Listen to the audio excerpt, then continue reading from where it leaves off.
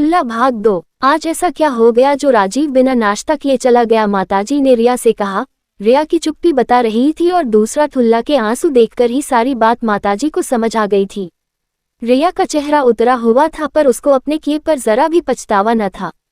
वो माताजी की बात का बिना जवाब दिए ही अपने कमरे में चली गई थी। काम वाली बाई रिया के कमरे की सफाई कर रही थी।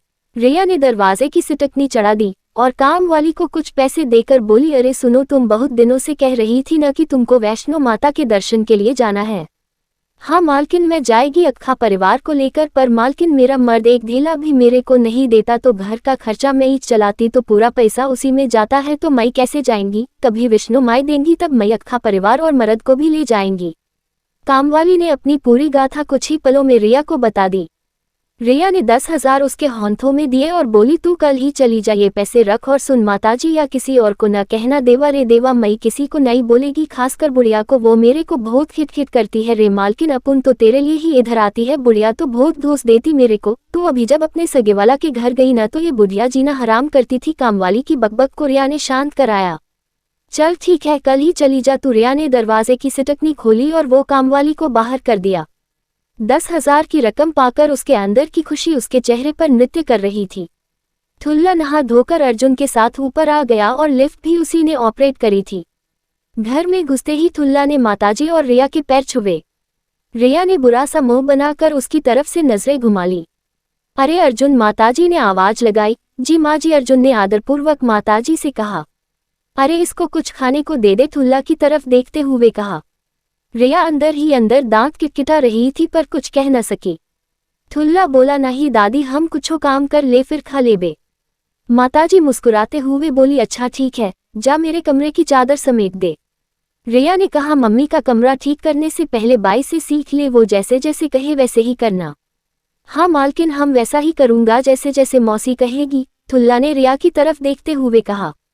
रिया ने चेहरे पर फीकी हंसी लाते हुए कहा, माता पिता तेरे हैं नहीं, पर तू रिश्ते खूब बनाना जानता है। मुझे दीदी, इनको जीजाजी, मम्मी को दादी, अर्जुन को भैया और अब बाई तेरी मौसी बन गई। अरे तो क्या हुआ, किसी को गाली तो नहीं दे रहा। माताजी ने रिया की बात को काटते हुए कहा।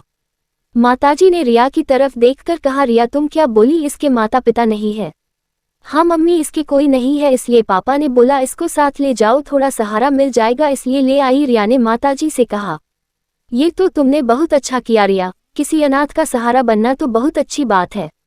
शाम का 4 बज गया। कामवाली ठुल्ला को वो काम भी बता रही थी जो उसने भी कभी नहीं किया। ठुल्ला उसके साथ लगा रहा, भूख भी लग रही थी पर वो काम में मस्त था।